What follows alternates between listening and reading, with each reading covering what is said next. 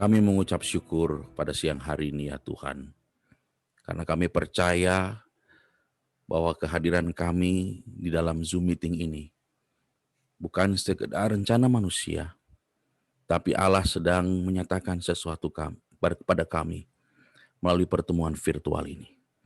Biarlah Tuhan kebenaran firman-Mu yang akan ditaburkan di tengah-tengah kami. Engkaulah yang memimpin dan mengurapi kami, baik hamba-Mu yang berbicara maupun hamba-hamba-Mu yang mendengarkan. Di dalam nama Tuhan Yesus kami berdoa. Amin.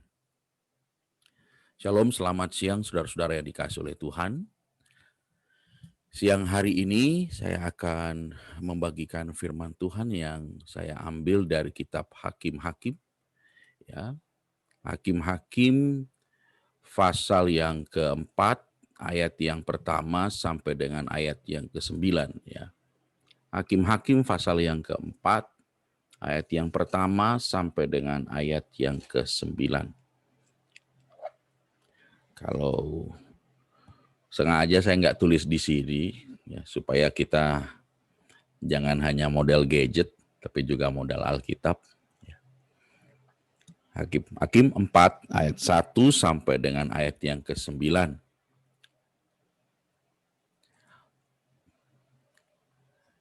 Kalau Ibu Bapak Saudara sudah mendapatkannya, saya akan membacakan buat kita semua.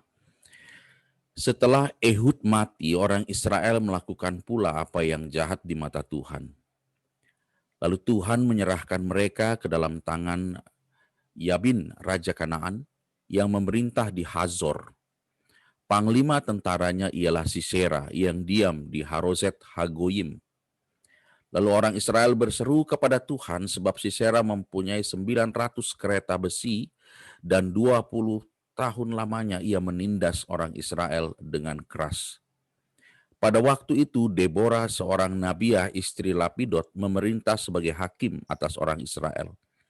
Ia biasa duduk di bawah pohon korma Deborah antara Rama dan Betel di pegunungan Efraim, dan orang Israel menghadap dia untuk berhakim kepadanya.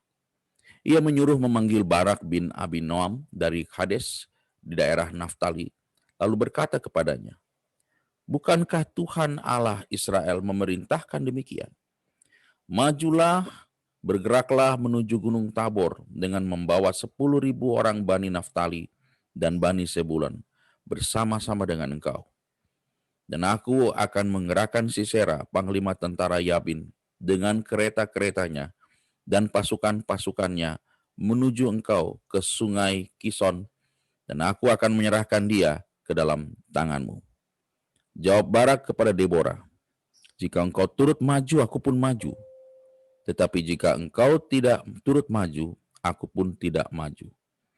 Kata Deborah, "Baik, aku turut. Hanya engkau tidak akan mendapat kehormatan dalam perjalanan yang engkau lakukan ini, sebab Tuhan akan menyerahkan Sisera ke dalam tangan seorang perempuan." Lalu Deborah bangun berdiri dan pergi bersama-sama dengan Barak ke Kades. Demikianlah firman Tuhan. Ibu Bapak Saudara yang dikasih oleh Tuhan, nanti kalau ada waktu silahkan dilanjutkan pembacaannya untuk beberapa cerita dan kisah berikutnya dari peristiwa Deborah dan Barak ini. Hari ini saya akan menyampaikan firman Tuhan dengan judul "Jangan Ragu-ragu Memperjuangkan Kebenaran". Saudara-saudara, ada 4 posisi dari sikap manusia terhadap kebenaran. Bukan cuma 2, tapi ada 4. Dan sikap yang pertama, saudara-saudara, ya, sikap yang pertama adalah orang-orang yang anti atau yang melawan kebenaran. Dan saudara-saudara yang dikasihi oleh Tuhan, posisi yang pertama ini, ya, yang disebutkan Alkitab, ada 2 jenisnya. Ada 2 jenis orang yang anti atau melawan kebenaran. Ya, Yakobus 3 ayat 14 menyebut bahwa jika kamu menaruh perasaan iri hati dan kamu mementingkan diri sendiri, janganlah kamu memegahkan diri dan janganlah berdusta melawan kebenaran. Rupanya ada istilah melawan kebenaran, yaitu dengan seseorang berbuat yang salah. Dalam hal ini, dalam konteks Yakobus, ada orang yang punya iri hati dan mementingkan diri sendiri, ya. Lalu kemudian ketika ditegur dia tidak mau, tapi dia terus membanggakan dirinya. Nah, hal itu dipandang oleh Yakobus sebagai perbuatan melawan kebenaran. Apakah kita dipanggil untuk itu? Tentu tidak. Tapi ada posisi ini di tengah-tengah manusia. Di sisi lain, di samping ada yang disebut melawan kebenaran, ada juga yang tidak mau mendengarkan kebenaran. Kalau yang melawan kebenaran jelas-jelas aktif dia melawan, dia mengambil sebuah tindakan untuk melawan. Sementara yang satu ini rupanya dia cukup menghindari kebenaran. Yaitu dalam 2 Timotius 4 ayat 4, ya. Nasihat Paulus kepada Timotius. Dia sebutkan bahwa mereka akan memalingkan telinganya dari kebenaran dan membukanya bagi dongeng. Ini nubuat Paulus tentang pemberitaan-pemberitaan firman Tuhan di zaman Timotius maupun di zaman sekarang, ketika banyak orang lebih suka memanggil guru-guru yang menyenangkan telinga mereka daripada mereka yang membicarakan kebenaran.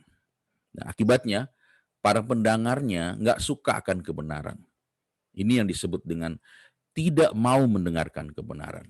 Ya, dengan kata lain, mereka memalingkan telinganya dari kebenaran.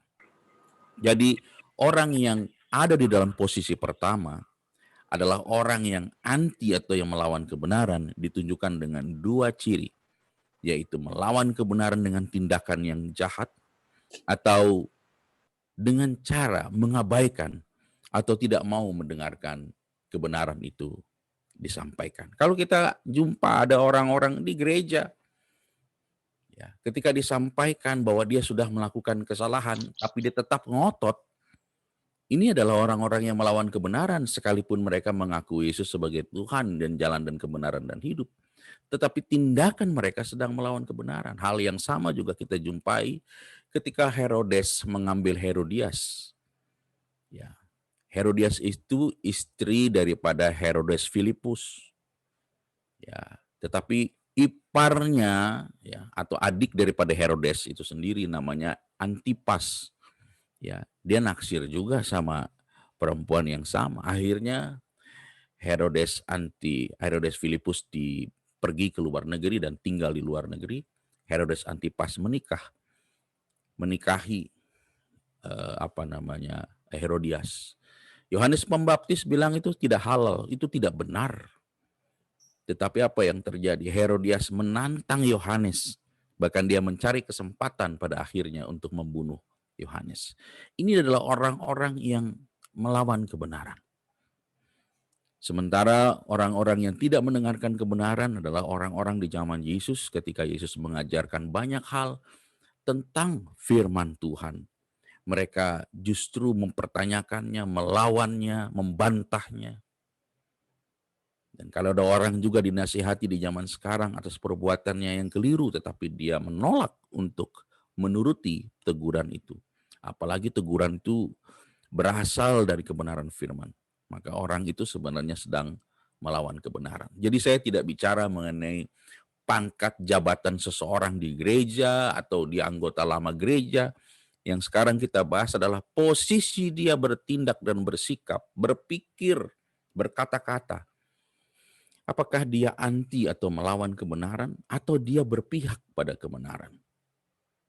Untuk orang-orang yang mungkin cara berpikirnya hanya terus-menerus melawan kebenaran, Rasul Paulus punya sikap tersendiri untuk itu. Dia bilang, ya, kalau saudara perhatikan apa yang dikatakan oleh Rasul Paulus,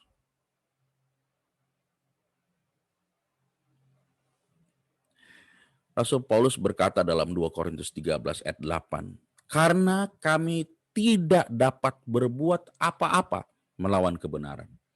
Yang dapat kami perbuat ialah untuk kebenaran. Ucapan Paulus ini punya dasar karena dia punya pengalaman. Dia punya waktu yang cukup lama bertahun-tahun untuk menganggap dirinya benar dan orang-orang Kristen itu adalah orang-orang penyesat yang perlu ditangkap dan dibunuh. Dan dia melakukan itu dari kota ke kota sampai akhirnya dia terbentur dalam perjalanan menuju Damsyik. Di situ dia tahu sekarang siapa yang benar. Dan rupanya dia sedang melawan kebenaran. Sehingga dia bisa berkata, kami tidak dapat berbuat apa-apa melawan kebenaran. Dia sudah merasa, dia sudah pengalaman, dia tahu itu. Karena itu daripada ngotot terus melawan kebenaran, lebih baik dia mengatakan, yang dapat kami perbuat ialah untuk kebenaran. Atau dengan kata lain, dia berpihak pada kebenaran, bukan melawan kebenaran. Ini bagian yang pertama, saudara. Di posisi yang selanjutnya, ada orang yang berpihak pada kebenaran, tapi sayangnya diam. Ya. Ini diambil dari Galatia 2 ayat 12-13, ada sebuah cerita di sana. Sekalipun Rasul Paulus menulis ini sebagai sebuah surat, ya, yang sedang menegur orang-orang yang mengatakan bahwa diselamatkan itu adalah melalui sunat, tetapi Paulus justru mengambil latar belakang tegurannya itu dalam sebuah peristiwa yang saya bacakan di sini. Karena sebelum beberapa orang dari kalangan Yakobus datang, yang dimaksud di sini Petrus tentunya, ia makan sehidangan dengan saudara-saudara yang tidak bersunat. Tetapi setelah mereka datang, ia mengundurkan diri dan menjauhi mereka karena takut akan saudara-saudara yang bersunat. Dan orang-orang Yahudi yang lain pun turut berlaku munafik dengan dia. Sehingga Barnabas sendiri turut terseret oleh kemunafikan mereka. Ada apa ini? Saudara-saudara, dari semua rasul, Rasul Petruslah yang pertama kali tahu bahwa ternyata Tuhan bukan hanya datang untuk menyelamatkan orang Yahudi, tetapi juga menyelamatkan orang non-Yahudi. Dalam hal ini Cornelius. Petrus lihat dengan mata kepala sendiri bagaimana Tuhan memberi kepada dia gambaran kain terbentang luas. Lalu kemudian di dalam kain itu ada hewan-hewan yang haram. Lalu Tuhan bilang sembelilah. Tapi dia mengatakan Tuhan itu hewan haram. Lalu Tuhan berkata, apa yang aku nyatakan haram ya haram. Yang halal ya halal. Dan di situ Petrus mengerti gambaran itu. Bahwa Tuhan sudah tidak lagi membedakan antara orang Yahudi dan orang yang bukan Yahudi.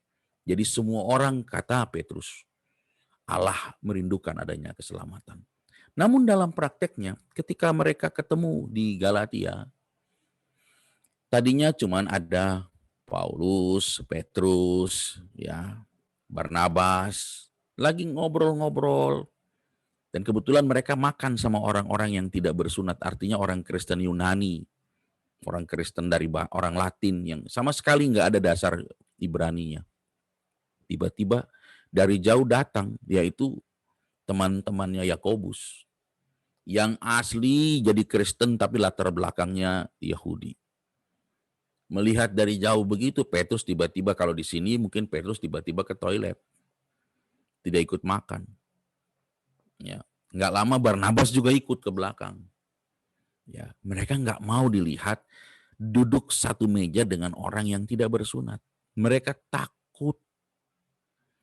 Mereka ini tahu kebenaran karena Tuhan sudah menyatakan kebenaran itu. Tapi mereka diam. Mereka bermain aman dan tidak berani ambil risiko. Di dalam gereja ada orang-orang begini. Di dalam dunia kekristenan ada orang-orang seperti ini. Di dalam pekerjaan pelayanan ada orang-orang seperti ini. Kalau ditanya apakah mereka melawan kebenaran, tidak. Mereka sangat berpihak pada kebenaran. Mereka mencintai Tuhan. Tetapi mereka bermain aman, tidak berani mengambil resiko, tidak bisa menegur, menyatakan apa yang salah. Sehingga Paulus akhirnya berkata di dalam bagian selanjutnya dari surat ini, apakah dengan mengatakan kebenaran aku harus menjadi musuhmu? Rasul Paulus ingin mengajarkan kepada kita, kalau berpihak pada kebenaran, harusnya juga berani menyatakan kebenaran. Tapi sayangnya, posisi kedua ini, berpihak pada kebenaran tapi diam. Kalau ada orang-orang melakukan kesalahan di gereja, orang-orang yang semacam ini diam. Ya, kadang-kadang mereka punya alasan, bukan urusan kita lah. Sudahlah, jangan cari gara-gara. Ya, mereka membiarkan adanya kesalahan atau kejahatan terjadi. Yang penting menurut mereka, yang penting bukan kami lah. Disinilah posisi yang kedua. Posisi yang ketiga, saudaraku, berpihak pada kebenaran. Tidak diam dia, tapi ragu. Contohnya adalah Barak dalam kisah ini. Barak adalah orang yang sebenarnya menurut Deborah, dia sudah dapat otoritas dari Tuhan untuk melangkah mengalahkan Sisera. Tetapi dia punya sebuah keputusan yang justru tidak menunjukkan seolah-olah dia punya otoritas. Inilah gambaran orang-orang yang punya otoritas, tetapi dia tidak menggunakan otoritasnya untuk menjalankan perintah atau misinya Tuhan. Saya menyebutnya kelompok orang ini sebagai orang followers atau orang yang pasif. Ya. Sehingga Deborah berkata kepada Barak. Ya. Deborah itu hakim, sementara panglima perangnya itu Barak. Ya, bukan Barack Obama ya. Barak. Jawab Barak kepada Deborah, jika engkau turut maju, aku pun maju. Tetapi jika engkau tidak turut maju, aku pun tidak maju. Ini bukan ucapan kalimat panglima perang ini.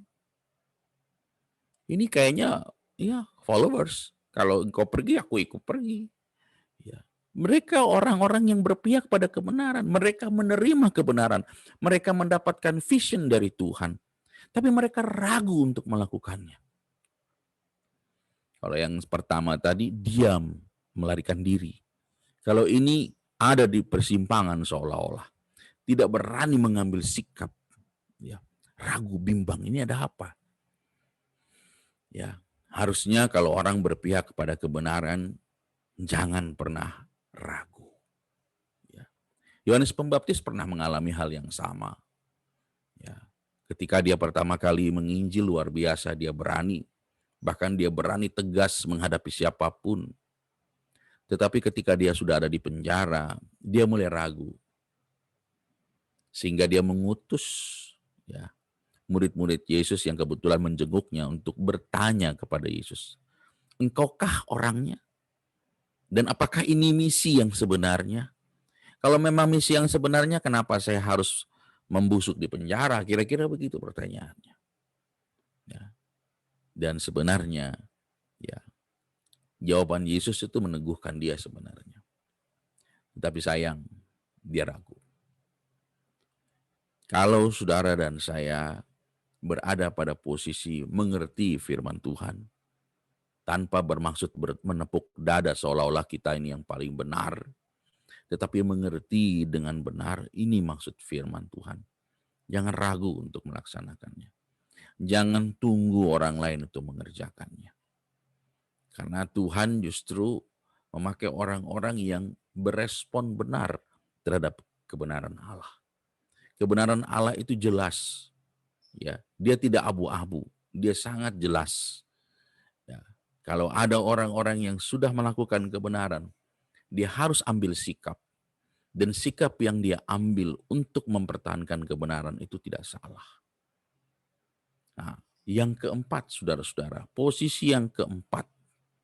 Posisi yang keempat ini justru dimiliki oleh Deborah itu sendiri. Dia berpihak pada kebenaran dan dia berani menegakkan kebenaran. Ini yang dicari Tuhan. Hakim-Hakim 4 ayat 9, kata Deborah, baik aku turut, hanya engkau tidak akan mendapat kehormatan dalam perjalanan yang engkau lakukan ini. Sebab Tuhan akan menyerahkan Sisera ke dalam tangan seorang perempuan. Lalu Deborah bangun, berdiri, dan pergi bersama-sama dengan Barak ke Kades.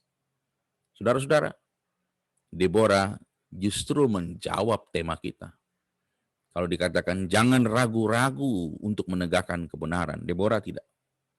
Deborah bukan orang yang menerima vision dari Tuhan, tetapi dia berani untuk mengerjakannya.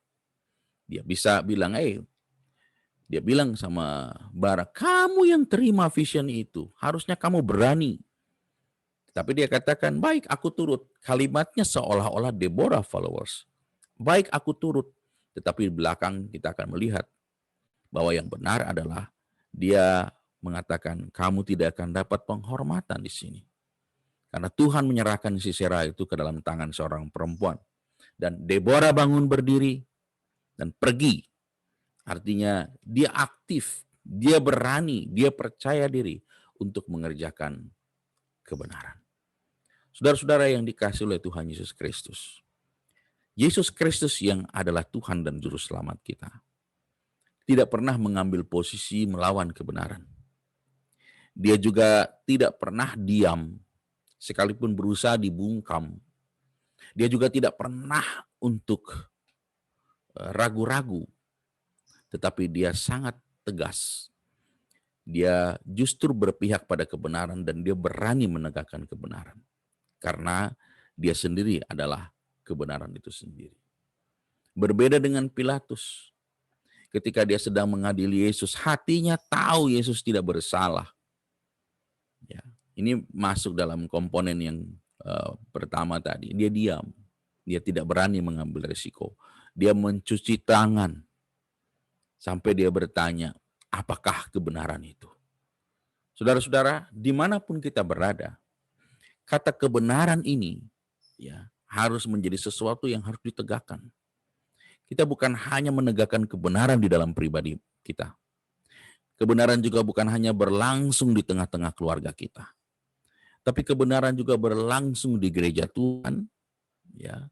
Kemudian kebenaran juga harus berada di lingkungan masyarakat kita. Kebenaran juga berada di negeri ini, dan kebenaran juga harus ada di dunia ini.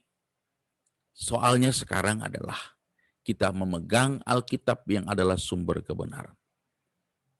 Sekarang, apakah kita berani mengambil sikap berpihak pada kebenaran dan dengan tegas kita menyuarakan kebenaran, dengan tegas kita menegakkan kebenaran, dengan tegas kita menolak semua bentuk upaya untuk membengkokkan semua hal yang benar. Kalau kita ada di kantor dan kita tahu ada yang salah, kalau Anda diam, Anda di posisi yang kedua. Anda mau bertindak tapi ragu, Anda di posisi yang ketiga. Tapi kalau Anda justru mau tegas, maka Anda di posisi yang keempat. Tapi jangan pernah mengambil posisi yang pertama, ya ikut bermain melakukan ketidakbenaran. Kiranya firman Tuhan pada siang hari ini mendorong kita semua untuk mengambil sikap seperti Deborah dan mengambil sikap seperti Yesus. Berpihak pada kebenaran dan berani menegakkan kebenaran. Kita berdoa. Firman Tuhan yang sudah kami dengar siang hari ini ya Tuhan, tolonglah agar kami anak-anak-Mu bisa mempraktekannya dengan takut akan Engkau di ruang dimanapun kami berada. Di dalam nama Tuhan Yesus kami berdoa. Amin.